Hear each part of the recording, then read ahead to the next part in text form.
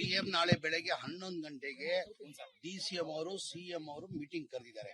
ಇದಕ್ಕೋಸ್ಕರನೇ ಅಂತಾನೆ ನಾಳೆ ಬೆಳಗ್ಗೆ 11 ಗಂಟೆಗೆ ಮೀಟಿಂಗ್ ಕರೆದಿದ್ದಾರೆ. ಇದು ಆಲ್ಟರ್ನೇಟ್ ಏನಾದ್ರು ಇವ್ರು ವ್ಯವಸ್ಥೆ ಮಾಡಿ ಕೊಡ್ಬೇಕಂತ ಒಂದು ಸಿಎಂ ನಿರ್ಧಾರ ತಗೊಳ್ಬಹುದು. ಆ ಹಿನ್ನೆಲೆಯಲ್ಲಿ ಬೆಳಗ್ಗೆ 11 ಗಂಟೆಗೆ ಮಾನ್ಯ ಮುಖ್ಯಮಂತ್ರಿಗಳು ಉಪಮುಖ್ಯಮಂತ್ರಿಗಳು 11 ಗಂಟೆಗೆ ಮೀಟಿಂಗ್ ಕರೆದವ್ರೆ. ನನ್ನ ತಿಳಿದಂಗೆ ಒಳ್ಳೆ ಸಿಹಿ ಸುದ್ದಿ ನಾಳೆ ಸಿಗ್ಬಹುದು ಅಂತ ನಾನು ಭಾವಿಸ್ತೇನೆ. ಜನರೆಲ್ಲರೂ ಕೂಡ ವಸತಿ ಸಚಿವರು ನಮ್ಮ ಸಚಿವರು ಬರ್ತಾರೆ, ನಮಗೆ ಸಿಹಿ ಸುದ್ದಿ ಕೊಡ್ತಾರೆ ಅಂತ ಕಾಯ್ತಾ ಇದ್ರು. ಅದೇ ನಾನು ಹೇಳಿದೆ, ಇವತ್ತು ನಾಳೆ ಮಾನ್ಯ ಮುಖ್ಯಮಂತ್ರಿಗಳು ಮೀಟಿಂಗ್ ಕರೆದವ್ರೆ. ಇದಕ್ಕೆ ಸಂಬಂಧಪಟ್ಟಂಗೆ ಉಪಮುಖ್ಯಮಂತ್ರಿಗಳು ಮುಖ್ಯಮಂತ್ರಿಗಳು ನಾಳೆ ಮೀಟಿಂಗ್ ಕರೆದವ್ರೆ. ಆ ಮೀಟಿಂಗ್ ಅಲ್ಲಿ ನಿರ್ಧಾರ ತಗೊಂತಾರೆ. ನಾಳೆ 11 ಗಂಟೆಗೆ ಮೀಟಿಂಗ್ ಕರೆದವ್ರೆ ಬೆಳಿಗ್ಗೆ. ಸರ್, ಸಿಹಿ ಸುದ್ದಿ ಅನ್ನೋದು ಇಲ್ಲೇ ಏನಾದ್ರು ಮನೆಗಳು ಮಾನ್ಯ ಮುಖ್ಯಮಂತ್ರಿಗಳು ಬರ್ತಾರೆ. ನಾಳೆ ಮನೆಗಳನ್ನ ಕಟ್ಟಿಕೊಟ್ಟಿರೋ ಈಗ ಏನೋ ಒಂದು ವ್ಯವಸ್ಥೆ ಮಾಡ್ಬೇಕಾಗಿತ್ತು. ಬಹಳ ವರ್ಷದಿಂದ ಇವ್ರು ಇಲ್ಲೇ ವಾಸ ಮಾಡ್ತಾ ಇದ್ರು. ಯಾವ ತರ ವಾಸ ಮಾಡಿದ್ರು ತಮ್ಗೆ ಕಣ್ ಮುಂದೆ ಕಾಣ್ತಾ ಇದೆ, ಯಾವ ತರ ಜೀವನ ಮಾಡ್ತಾ ಇದ್ರು ಅಂತ ನಮ್ಗೆಲ್ಲ ಗೊತ್ತೇ ಇದ್ದಂಗೆ. ಇಲ್ಲಿಗಲ್ ಆಗಿ ಅವ್ರು ವಾಸ ಮಾಡ್ತಾ ಇದ್ರು. ಬಹಳ ಸತಿ ಮಾಮ ಕೃಷ್ಣ ಬೈರೇಗೌಡರು 3-4 ನೋಟಿಸ್ ಕೊಟ್ಟಿದ್ದಾರೆ. 3-4 ನೋಟಿಸ್ಗೂ ರಿಪ್ಲೈ ಕೊಟ್ಟಿಲ್ಲ. ಇವ್ರಿಗೆ ಡೆಮಾಲಿಷ್ ಮಾಡೋದ್ ಮುಂಚೆ ಬೇರೆ ಎಲ್ಲ ವ್ಯವಸ್ಥೆ ಮಾಡಿದ್ರು. ಎಲ್ಲ ಮಾಧ್ಯಮ ಬಹಳಷ್ಟು ಕಡೆಯಲ್ಲಿ ಏನ್ ಪ್ರಚಾರ ಮಾಡಿದ್ರು ಅಂದ್ರೆ ಏನು ವ್ಯವಸ್ಥೆ ಮಾಡಿಲ್ಲ, ರಾತ್ರಿ ಡೆಮಾಲಿಷ್ ಮಾಡಿಬಿಟ್ಟಿದ್ದಾರೆ ಅಂತ ಹೇಳ್ಬಿಟ್ಟು ಪ್ರಚಾರ ಮಾಡಿದ್ದಾರೆ. ಕೃಷ್ಣ ಬೈರೇಗೌಡರು 5 ಚೌಟ್ರಿ ಸರೌಂಡಿಂಗ್ ಸಂವಿಧಾನ ಭವನಗಳು 5 ಚೌಟ್ರಿಗಳು ಇನ್ಕ್ಲೂಡಿಂಗ್ ಅವ್ರ ಊಟದ ವ್ಯವಸ್ಥೆ, ಬೆಡ್ ವ್ಯವಸ್ಥೆ, ಟೈಲೆಟ್ ವ್ಯವಸ್ಥೆ ಎಲ್ಲ ಮಾಡಿ ನನ್ನ ಜೊತೆ ವಸತಿ ಮಂತ್ರಿ ಜೊತೆ ಮಾತಾಡ್ಬಿಟ್ಟು ಒಂದ್ 4 ಎಕರೆದಲ್ಲಿ ಇವ್ರು ಮನೆ ಕಟ್ಕೊಡ್ಬೇಕಂತ ತೀರ್ಮಾನ ಕೃಷ್ಣ ಬೈರೇಗೌಡರು ತಗೊಂಡಿದ್ರು. ಇವ್ರು ಯಾರು ಹೋಗಕ್ಕೆ ತಯಾರಿರ್ಲಿಲ್ಲ. ವ್ಯವಸ್ಥೆ ಮಾಡಿದ್ರು, ಊಟದ ವ್ಯವಸ್ಥೆ ಮಾಡಿದ್ರು, ಬೆಡ್ ವ್ಯವಸ್ಥೆ ಮಾಡಿದ್ರು, ಟೈಲೆಟ್ ವ್ಯವಸ್ಥೆ ಮಾಡಿದ್ರು. ಸರೌಂಡಿಂಗ್ 5 ಚೌಟ್ರಿದಲ್ಲಿ ಎಲ್ಲಾ ತರ ವ್ಯವಸ್ಥೆ ಮಾಡಿದ್ರು. ಇವ್ರ ಭಯ ಏನಂದ್ರೆ ನಾವ್ ಇಲ್ಲಿ ಖಾಲಿ ಮಾಡಿದ್ರೆ ಎಲ್ಲಿ ನಮ್ಗೆ ಜಾಗ ಸಿಗ್ತದೋ ಇಲ್ಲೋ ಅಂತ ಭಯದಿಂದ ಪಾಪ ಇಲ್ಲೇ ಕೂತಿದ್ರು. ಆ ಕಾರಣಕ್ಕೆ ಮಾನ್ಯ ಮುಖ್ಯಮಂತ್ರಿಗಳ ಜೊತೆ ಈಗಲೂ ಅವ್ರ ಮುಖ್ಯಮಂತ್ರಿ ಕಚೇರಿಯಿಂದ ನಾನು ಬರ್ತಾ ಇರೋದು. ಮುಖ್ಯಮಂತ್ರಿಗಳ ಜೊತೆ ಮಾತಾಡಿದ್ದೀನಿ. ಅವ್ರು ಹೇಳಿದ್ರು ಅವ್ರಿಗೆ ವಿಸಿಟ್ ಕೊಟ್ಟು ಅವ್ರಿಗೆ ಆಶ್ವಾಸನೆ ಕೊಡ್ಬಾ, ನಾಳೆ 11 ಗಂಟೆಗೆ ಮೀಟಿಂಗ್ ಆದ್ಮೇಲೆ ಖಂಡಿತ ಅವ್ರಿಗೆ ಸಿಹಿ ಸುದ್ದಿ. ಕೇರಳ ಸಂಸದರು ಶಾಸಕರು ಬಂದಿದ್ದಾರೆ, ನೀವ್ ಯಾಕೆ ಇಷ್ಟು ದಿನ ಯಾಕೆ ಬಂದಿಲ್ಲ ಅಂತ ಒಂದು ಕ್ವಶನ್ ಇದೆ ಸರ್. ಈಗ ಒಂದ್ ನಿಮಿಷ, ಈಗ ಕೇರಳದವ್ರು ಯಾರಿಲ್ಲ ಇಲ್ಲಿ, ನಮ್ಗೆಲ್ಲ ಗೊತ್ತಿದ್ದಂಗೆ ಕೇರಳ ವಾಸಿಗಳು ಯಾರಿಲ್ಲ. ಈ ತರ ಬಹಳ ಘಟನೆಗಳಾಗಿದೆ. ಇದೇ ತರ ಯುಪಿದಲ್ಲಿ ಬುಲ್ಡೋಸ್ ಮಾಡಿದ್ರು ಮನೆ ಎಲ್ಲ. ಏನೀಗ ಕೇರಳ ಚೀಫ್ ಮಿನಿಸ್ಟರ್ ಯುಪಿಗೆ ಹೋಗಿಲ್ಲ, ಅವಾಗ ಚುನಾವಣೆ ಇರ್ಲಿಲ್ಲ. ಈಗ ಏಪ್ರಿಲ್ ಅಲ್ಲಿ ಚುನಾವಣೆ ಬರ್ತದೆ ಹಿನ್ನೆಲೆಯಲ್ಲಿ ಇದೆಲ್ಲ ರಾಜಕೀಯ. ಅವ್ರು ಏನಾರ ಮಾಡಂಗಿದ್ದಿದ್ರೆ ಮಾನ್ಯ ಕೇರಳ ಮುಖ್ಯಮಂತ್ರಿಗಳು ಏನಾರ ಬಡವ್ರ ಬಗ್ಗೆ ಕಾಲೇಜ್ ಇದ್ದೀರ ಮಾಡಂಗಿದ್ರೆ ಕೊಡ್ಬೇಕಾಗಿದೆ ಅನ್ನೋದನ್ನ. ತಗೊಳಪ್ಪ, ಕೇರಳ ಕಡೆಯಿಂದ ಬಡವ್ರು ನಮ್ ಪಕ್ಷದ ವತಿಯಿಂದನೋ ಇಲ್ಲ ಸರ್ಕಾರ ವತಿಯಿಂದನೋ ಇಷ್ಟು ಮನೆಗಳು ನಾವು ಕೊಡ್ತೀವಿ ಅಂತ. ಈಗ ನಾವು ಘೋಷಣೆ ಮಾಡಿದ್ವಿ, ನಮ್ಮ ಸರ್ಕಾರದಲ್ಲಿ ಫ್ಲಡ್ ಅಲ್ಲಿ ಮನೆಗಳು ಹಾಳಾಗಿತ್ತು. ಮನೆ ಮುಖ್ಯಮಂತ್ರಿಗಳು 100 ಮನೆ ಕಟ್ಕೊಡ್ತೀರಿ ಅಂತ ಹೇಳಿದ್ರು. ನಾವು ಕಟ್ತಾ ಇದ್ವಿ, ನಮ್ಮ ಇಲಾಖೆಯಿಂದಾನೆ ರಾಜೀವ್ ಗಾಂಧಿಯಿಂದಾನೆ ಕಟ್ಕೊಡ್ತಾ ಇದೀವಿ. ಆತರ ಘೋಷಣೆ ಮಾಡ್ಬೇಕಾಗಿತ್ತು. ಇವ್ರು ಬರೇ ರಾಜಕೀಯ ಮಾಡಕ್ ಬಂದಿರೋದು. ಇವರು ಬಡವ್ರ ಬಗ್ಗೆ ಕಾಳಜಿ ಯಾರಿಗಿಲ್ಲ. ಸಂಘ ಸಂಸ್ಥೆಗಳು, ಕೇರಳದ ಸಂಘ ಸಂಸ್ಥೆಗಳು ಇಲ್ಲಿ ಜನರಿಗೆ ಸಹಾಯ ಮಾಡ್ತಿದ್ದಾರೆ. ನಾನು ಹೇಳ್ತಲ್ಲ, ಎಲ್ಲ ಇಲ್ಲಿ ಬಂದಿರೋದು ರಾಜಕೀಯ ಮಾಡಕ್ಕೆ. ನಮ್ಮ ಪಕ್ಷ ಇರೋದೇ ಬಡವ್ರ ಪರ ಪಕ್ಷ. ನಾಳೆ ಮಧ್ಯಾಹ್ನ 11 ಗಂಟೆಗೆ ಮನೆ ಮುಖ್ಯಮಂತ್ರಿಗಳು ಮೀಟಿಂಗ್ ಆದ್ಮೇಲೆ ಒಳ್ಳೆ ಇಷ್ಟು ದಿನ ಯಾಕೆ ಬಂದಿಲ್ಲ ಅನ್ನೋದೊಂದು ಪ್ರಶ್ನೆ ಇದೆ.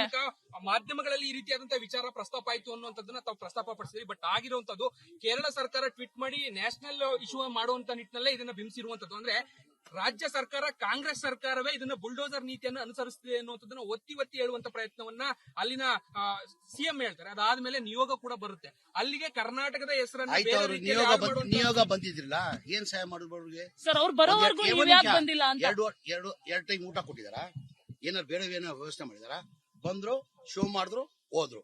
ಈಗ ನಾವು ಕೇರಳ ಇದ್ದ ಫ್ಲಡ್ ಅಲ್ಲಿ ಮನೆಗಳು ಹಾಳಾಗಿತ್ತು. ನಮ್ಮ ಸರ್ಕಾರ ವತಿಯಿಂದ 100 ಮನೆ ಕಟ್ಕೊಡ್ತಾ ಇಲ್ಲ. ಅವರು ಘೋಷಣೆ ಮಾಡ್ಬೇಕಾಗಿತ್ತು. ಬಡವ್ರ ಬಗ್ಗೆ ಕಾಳಜಿ ಇದ್ದಿದ್ರೆ ಆಯ್ತಪ್ಪ, ಹಿಂಗ ಅನ್ಯಾಯ ಆಗಿದೆ, ನಮ್ ಕಡೆಯಿಂದ 100 ಮನೆ ಕಟ್ಕೊಡ್ತೀವಿ ನಾವು ಕೇರಳ ಸರ್ಕಾರ ವತಿಯಿಂದ ಅಂತ ಘೋಷಣೆ ಮಾಡ್ಬೇಕಾಗಿತ್ತು. ಕರ್ನಾಟಕದಲ್ಲಿ ಯಾಕೆ ಬಂದು ಪಾಲಿಟಿಕ್ಸ್ ಮಾಡಿದ್ರು ಸರ್? ಅದಕ್ಕೆ ರಾಜಕೀಯ ಚುನಾವಣೆ ಇದೆ ಏಪ್ರಿಲ್ ಅಲ್ಲಿ ಚುನಾವಣೆ. ನಾಳೆ ಇದಕ್ಕೆಲ್ಲ ಫುಲ್ ಸ್ಟಾಪ್. ನಾಳೆ ನಮ್ ಸರ್ಕಾರ ಇರೋದೇ ಬಡವ್ರ ಪರ ಸರ್ಕಾರ. ನಾಳೆ ನಿಮ್ಗೆ 11-12 ಗಂಟೆಗೆ ಒಳ್ಳೆ ಸುದ್ದಿ. ನಿವಾಸಿಗಳು ಹೇಳ್ತಾ ಇರುವಂತದ್ದು, ಬೈಯಪ್ಪನಹಳ್ಳಿ ಹತ್ರ ವಸತಿ ಯೋಜನೆ ಅಡಿಯಲ್ಲಿ, ಅಂದ್ರೆ ರಾಜೀವ್ ಗಾಂಧಿ ವಸತಿ ಯೋಜನೆ ಅಡಿಯಲ್ಲಿ 1200 ಮನೆಗಳನ್ನ ನಿರ್ಮಾಣ ಮಾಡಿದ್ದಾರೆ. ಇಲ್ಲಿನ ನಿವಾಸಿಗಳಿಗೆ ಅಲ್ಲಿ ಮನೆಗಳನ್ನ ಕೊಡ್ತಾರೆ. ಅದಕ್ಕೆಲ್ಲ ಯಾವ ತೀರ್ಮಾನ ತಗೊಳ್ಬೇಕಾಗಿರೋದು? ಇಲ್ಲೇ ಪಾಪ ಕೃಷ್ಣ ಬೈರೇಗೌಡರು ಆಚೆ ಹೋಗಿದ್ದಾರೆ. ಅಲ್ಲಿಂದ ಡೈಲಿ ನನಗೆ ಇವತ್ತು ನೋಡಿ ನಸೀರ್ ಅಹಮದ್ ಜೊತೆ ಮಾತಾಡಿದ್ರು, ನನ್ನ ಜೊತೆ ಮಾತಾಡಿದ್ರು. ಅವ್ರು ಪದೇ ಡೈಲಿ 2-3 ಫೋನ್ ಮಾಡ್ಬಿಟ್ಟು ಕೃಷ್ಣ ಬೈರೇಗೌಡರು ಏನಾರ ಅವ್ರಿಗೆ ವ್ಯವಸ್ಥೆ ಮಾಡಿ ಅಂತ ಪಾಪ ಅವರು ಕೇಳ್ಕೊಂತಾ ಇದ್ದಾರೆ. ಕೃಷ್ಣ ಬೈರೇಗೌಡರು ನಾಳೆ 11 ಗಂಟೆಗೆ ಒಳ್ಳೆ ಸಿದ್ದಿ ಮಾನ್ಯ ಮುಖ್ಯಮಂತ್ರಿ ಕೊಡ್ತಾರೆ ಅಂತ ನಾನು ಭಾವಿಸ್ತೀನಿ. ಸಿಎಂ ನಾಳೆ ಬೆಳಗ್ಗೆ 11 ಗಂಟೆಗೆ DCM ಅವರು CM ಅವರು ಮೀಟಿಂಗ್ ಕರೆದಿದ್ದಾರೆ. ಇದಕ್ಕೋಸ್ಕರನೇ ಅಂತಾನೆ ನಾಳೆ ಬೆಳಗ್ಗೆ 11 ಗಂಟೆಗೆ ಮೀಟಿಂಗ್ ಕರೆದಿದ್ದಾರೆ. ಇದು ಆಲ್ಟರ್ನೇಟ್ ಏನಾದ್ರು ವ್ಯವಸ್ಥೆ ಮಾಡಿ ಕೊಡ್ಬೇಕಂತ ಒಂದು CM ನಿರ್ಧಾರ ತಗೊಳ್ಬಹುದು. ಆ ಹಿನ್ನೆಲೆಯಲ್ಲಿ ಬೆಳಗ್ಗೆ 11 ಗಂಟೆಗೆ ಮಾನ್ಯ ಮುಖ್ಯಮಂತ್ರಿಗಳು ಉಪಮುಖ್ಯಮಂತ್ರಿಗಳು 11 ಗಂಟೆಗೆ ಮೀಟಿಂಗ್ ಕರೆದವ್ರೆ. ನನ್ನ ತಿಳಿದಂಗೆ ಒಳ್ಳೆ ಸುದ್ದಿ ನಾಳೆ ಸಿಗ್ಬಹುದು ಅಂತ ನಾನು ಭಾವಿಸ್ತೇನೆ. ಇಲ್ಲಿರೋ ಜನರೆಲ್ಲರೂ ಕೂಡ ವಸತಿ ಸಚಿವರು ನಮ್ಮ ಸಚಿವರು ಬರ್ತಾರೆ ನಮಗೆ ಸುದ್ದಿ ಕೊಡ್ತಾರೆ ಅಂತ ಕಾಯ್ತಾ ಇದ್ರು. ಆ ತರದ್ದು ಏನಾದ್ರು ಇದೆಯಾ? ಅದೇ ನಾನು ಹೇಳಿದೆ, ಇವತ್ತು ನಾಳೆ ಮಾನ್ಯ ಮುಖ್ಯಮಂತ್ರಿಗಳು ಮೀಟಿಂಗ್ ಕರೆದವ್ರೆ. ಇದಕ್ಕೆ ಸಂಬಂಧಪಟ್ಟಂಗೆ ಮುಖ್ಯಮಂತ್ರಿಗಳು ನಾಳೆ ಮೀಟಿಂಗ್ ಕರೆದವ್ರೆ. ಆ ಮೀಟಿಂಗ್ ಅಲ್ಲಿ ನಿರ್ಧಾರ ತಗೊಂತಾರೆ. ನಾಳೆ 11 ಗಂಟೆಗೆ ಮೀಟಿಂಗ್ ಕರೆದವ್ರೆ ಬೆಳಗ್ಗೆ. ಸರ್, ಸುದ್ದಿ ಅನ್ನೋಂಥದ್ದು ಇಲ್ಲೇ ಏನಾದ್ರು ಮನೆಗಳು ಮಾನ್ಯ ಮುಖ್ಯಮಂತ್ರಿಗಳು ಬರ್ತಾರೆ. ನಾಳೆ ಮನೆಗಳನ್ನ ಕಟ್ಟಿಕೊಟ್ಟಿರೋ ಈಗ ಏನೋ ಒಂದು ವ್ಯವಸ್ಥೆ ಮಾಡ್ಬೇಕಾಗಿತ್ತು. ಬಹಳ ವರ್ಷದಿಂದ ಇವ್ರು ಇಲ್ಲೇ ವಾಸ ಮಾಡ್ತಾ ಇದ್ರು. ಯಾವ ತರ ವಾಸ ಮಾಡಿದ್ರು ತಮ್ಗೆ ಕಣ್ ಮುಂದೆ ಕಾಣ್ತಾ ಇದೆ, ಯಾವ ತರ ಜೀವನ ಮಾಡ್ತಾ ಇದ್ರು ಅಂತ. ನಮ್ಗೆಲ್ಲ ಗೊತ್ತೇ ಇದ್ದಂಗೆ ಇಲ್ಲಿಗಲ್ ಆಗಿ ಅವ್ರು ವಾಸ ಮಾಡ್ತಾ ಇದ್ರು. ಬಹಳ ಸತಿ ಮಾಮ ಕೃಷ್ಣಬೈರೇಗೌಡರು 3-4 ನೋಟಿಸ್ ಕೊಟ್ಟಿದ್ದಾರೆ. 3-4 ನೋಟಿಸ್ಗೂ ರಿಪ್ಲೈ ಕೊಟ್ಟಿಲ್ಲ. ಇವ್ರಿಗೆ ಡೆಮಾಲಿಷ್ ಮಾಡೋದ್ ಮುಂಚೆ ಬೇರೆ ಎಲ್ಲ ವ್ಯವಸ್ಥೆ ಮಾಡಿದ್ರು. ಎಲ್ಲ ಮಾಧ್ಯಮ ಬಹಳಷ್ಟು ಕಡೆಯಲ್ಲಿ ಏನ್ ಪ್ರಚಾರ ಮಾಡಿದ್ರು ಅಂದ್ರೆ ಏನು ವ್ಯವಸ್ಥೆ ಮಾಡಿಲ್ಲ, ರಾತ್ರಿ ಡೆಮಾಲಿಷ್ ಮಾಡಿಬಿಟ್ಟಿದ್ದಾರೆ ಅಂತ ಹೇಳ್ಬಿಟ್ಟು ಪ್ರಚಾರ ಮಾಡಿದ್ದಾರೆ. ಕೃಷ್ಣಬೈರೇಗೌಡರು 5 ಚೌಟ್ರಿ ಸರೌಂಡಿಂಗ್ ಸಂವಿಧಾನ ಭವನಗಳು 5 ಚೌಟ್ರಿಗಳು ಇನ್ಕ್ಲೂಡಿಂಗ್ ಅವ್ರ ಊಟದ ವ್ಯವಸ್ಥೆ, ಬೆಡ್ ವ್ಯವಸ್ಥೆ, ಟೈಲೆಟ್ ವ್ಯವಸ್ಥೆ ಎಲ್ಲ ಮಾಡಿ ನನ್ನ ಜೊತೆ ವಸತಿ ಅವ್ರ ಮಂತ್ರಿ ಜೊತೆ ಮಾತಾಡ್ಬಿಟ್ಟು 4 ಎಕರೆದಲ್ಲಿ ಇವ್ರು ಮನೆ ಕಟ್ಕೊಡ್ಬೇಕಂತ ತೀರ್ಮಾನ ಕೃಷ್ಣಬೈರೇಗೌಡರು ತಗೊಂಡಿದ್ರು. ಇವ್ರು ಯಾರು ಹೋಗಕ್ಕೆ ತಯಾರಿರ್ಲಿಲ್ಲ.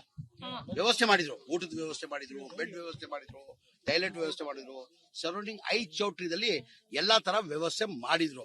ಇವ್ರ ಭಯ ಏನಂದ್ರೆ ನಾವ್ ಇಲ್ಲಿ ಖಾಲಿ ಮಾಡಿದ್ರೆ ಎಲ್ಲಿ ನಮ್ಗೆ ಜಾಗ ಸಿಗ್ತದೋ ಇಲ್ಲೋ ಅಂತ ಭಯದಿಂದ ಪಾಪ ಇಲ್ಲೇ ಕೂತಿದ್ರು. ಆ ಕಾರಣಕ್ಕೆ ಮಾನ್ಯ ಮುಖ್ಯಮಂತ್ರಿಗಳ ಜೊತೆ ಈಗಲೂ ಅವ್ರ ಮುಖ್ಯಮಂತ್ರಿ ಕಚೇರಿಯಿಂದ ನಾನು ಬರ್ತಾ ಇರೋದು. ಮುಖ್ಯಮಂತ್ರಿಗಳ ಜೊತೆ ಮಾತಾಡಿದ್ದೀನಿ. ಅವ್ರು ಹೇಳಿದ್ರು ಅವ್ರಿಗೆ ವಿಸಿಟ್ ಕೊಟ್ಟು ಅವ್ರಿಗೆ ಆಶ್ವಾಸನೆ ಕೊಡ್ಬಾ, ನಾಳೆ 11 ಗಂಟೆಗೆ ಮೀಟಿಂಗ್ ಆದ್ಮೇಲೆ ಖಂಡಿತ ಅವ್ರಿಗೆ ಸುದ್ದಿ. ಕೇರಳ ಸಂಸದರು ಶಾಸಕರು ಬಂದಿದ್ದಾರೆ, ಇಷ್ಟು ದಿನ ಯಾಕೆ ಬಂದಿಲ್ಲ ಅಂತ ಒಂದು ಕ್ವಶನ್ ಇದೆ ಸರ್. ಈಗ ಒಂದ್ ನಿಮಿಷ, ಈಗ ಕೇರಳದವ್ರು ಯಾರಿಲ್ಲ ಇಲ್ಲಿ, ನಮ್ಗೆಲ್ಲ ಗೊತ್ತಿದ್ದಂಗೆ ಕೇರಳ ವಾಸಿಗಳು ಯಾರಿಲ್ಲ. ಈ ತರ ಬಹಳ ಘಟನೆಗಳಾಗಿದೆ. ಇದೇ ತರ UPದಲ್ಲಿ ಬುಲ್ಡೋಸ್ ಮಾಡಿದ್ರು ಮನೆ ಎಲ್ಲ. ಏನೀಗ ಕೇರಳ ಚೀಫ್ ಮಿನಿಸ್ಟರ್ UPಗೆ ಹೋಗ್ಲಿಲ್ಲ, ಅವಾಗ ಚುನಾವಣೆ ಇರ್ಲಿಲ್ಲ. ಈಗ ಏಪ್ರಿಲ್ ಅಲ್ಲಿ ಚುನಾವಣೆ ಬರ್ತದೆ ಹಿನ್ನೆಲೆಯಲ್ಲಿ ಇದೆಲ್ಲ ರಾಜಕೀಯ. ಅವ್ರು ಏನಾರ ಮಾಡಂಗಿದ್ದಿದ್ರೆ ಮಾನ್ಯ ಕೇರಳ ಮುಖ್ಯಮಂತ್ರಿಗಳು ಏನಾರ ಬಡವ್ರ ಬಗ್ಗೆ ಕಾಲೇಜ್ ಏನಾರು ಮಾಡಂಗಿದ್ರೆ ಕೊಡ್ಬೇಕಾಗಿದೆ ಅನುದಾನ.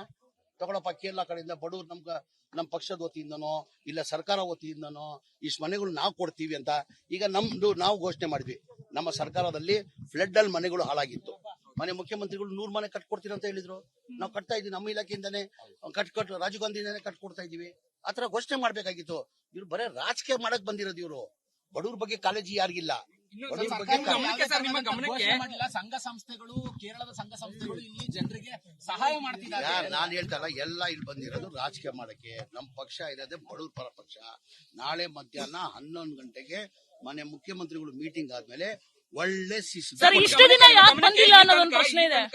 ಮಾಧ್ಯಮಗಳಲ್ಲಿ ಈ ರೀತಿಯಾದಂತಹ ವಿಚಾರ ಪ್ರಸ್ತಾಪ ಆಯ್ತು ಅನ್ನುವಂಥದ್ದನ್ನ ತಾವು ಪ್ರಸ್ತಾಪ ಪಡಿಸಿದ್ರಿ. ಬಟ್ ಆಗಿರುವಂತದ್ದು ಕೇರಳ ಸರ್ಕಾರ ಟ್ವೀಟ್ ಮಾಡಿ ನ್ಯಾಷನಲ್ ಇಶ್ಯೂ ಮಾಡುವಂತ ನಿಟ್ಟಿನಲ್ಲೇ ಇದನ್ನ ಬಿಂಬಿಸಿರುವಂತದ್ದು. ಅಂದ್ರೆ ರಾಜ್ಯ ಸರ್ಕಾರ, ಕಾಂಗ್ರೆಸ್ ಸರ್ಕಾರವೇ ಇದನ್ನ ಬುಲ್ಡೋಸರ್ ನೀತಿಯನ್ನು ಅನುಸರಿಸುತ್ತಿದೆ ಅನ್ನುವಂಥದ್ದನ್ನ ಒತ್ತಿ ಹೇಳುವಂತ ಪ್ರಯತ್ನವನ್ನ ಅಲ್ಲಿನ CM ಹೇಳ್ತಾರೆ. ಅದಾದ್ಮೇಲೆ ನಿಯೋಗ ಕೂಡ ಬರುತ್ತೆ ಅಲ್ಲಿಗೆ. ಕರ್ನಾಟಕದ ಹೆಸರನ್ನು ನಿಯೋಗ ಬಂದಿದ್ರಲ್ಲ, ಏನ್ ಸಹಾಯ ಮಾಡಿದ್ರು ಸರ್? ಅವ್ರು ಬರೋವರೆಗೂ ಬಂದಿಲ್ಲ ಅಂತ ಎರಡು ಟೈಮ್ ಊಟ ಕೊಟ್ಟಿದಾರ, ಏನಾರು ಬೇರೆ ವ್ಯವಸ್ಥೆ ಮಾಡಿದಾರ, ಬಂದ್ರು, ಶೋ ಮಾಡಿದ್ರು, ಹೋದ್ರು.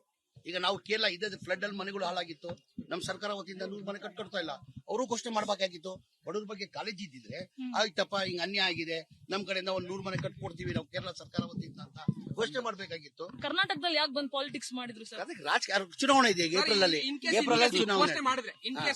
ನಾಳೆ ಇದಕ್ಕೆಲ್ಲ ಫುಲ್ ಸ್ಟಾಪ್. ನಾಳೆ ನಮ್ ಸರ್ಕಾರ ಇರೋದೇ ಬಡವ್ರ ಪರ ಸರ್ಕಾರ. ನಾಳೆ ನಿಮ್ಗೆ 11-12 ಗಂಟೆಗೆ ಒಳ್ಳೆ ಸುದ್ದಿ. ನಿವಾಸಿಗಳು ಹೇಳ್ತಾ ಇರುವಂತದ್ದು ಬೈಯಪ್ಪನಹಳ್ಳಿ ಹತ್ರ ವಸತಿ ಯೋಜನೆ ಅಡಿಯಲ್ಲಿ, ಅಂದ್ರೆ ರಾಜೀವ್ ಗಾಂಧಿ ವಸತಿ ಯೋಜನೆ ಅಡಿಯಲ್ಲಿ 1200 ಮನೆಗಳನ್ನ ನಿರ್ಮಾಣ ಮಾಡಿದ್ದಾರೆ. ಇಲ್ಲಿನ ನಿವಾಸಿಗಳಿಗೆ ಅಲ್ಲಿ ಮನೆಗಳನ್ನ ಕೊಡ್ತಾರೆ. ಅದಕ್ಕೆಲ್ಲ ಯಾವ ತೀರ್ಮಾನ ತಗೊಳ್ಬೇಕಾಗಿರೋದು? ಇಲ್ಲೇ ಪಾಪ ಕೃಷ್ಣಬೈರೇಗೌಡರು ಆಚೆ ಹೋಗಿದ್ದಾರೆ. ಅಲ್ಲಿಂದ ಡೈಲಿ ನನಗೆ ಇವತ್ತು ನೋಡಿ ನಸೀರ್ ಅಹಮದ್ ಜೊತೆನೂ ಮಾತಾಡಿದ್ರು, ನನ್ನ ಜೊತೆನೂ ಮಾತಾಡಿದ್ರು. ಅವ್ರು ಪದೇ ಡೈಲಿ 2-3 ಫೋನ್ ಮಾಡ್ಬಿಟ್ಟು ಕೃಷ್ಣಬೈರೇಗೌಡರು ಬೈರೇಗೌಡರು ಏನಾರ ಅವ್ರಿಗೆ ವ್ಯವಸ್ಥೆ ಮಾಡಿ ಅಂತ ಪಾಪ ಅವರು ಕೇಳ್ಕೊಂತಾ ಇದ್ದಾರೆ. ಕೃಷ್ಣ ಬೈರೇಗೌಡರು ನಾಳೆ 11 ಗಂಟೆಗೆ ಒಳ್ಳೆ ಸಿಸಿ ಮಾನ್ಯ ಮುಖ್ಯಮಂತ್ರಿ ಕೊಡ್ತಾರಂತ ನಾನು ಭಾವಿಸ್ತೀನಿ.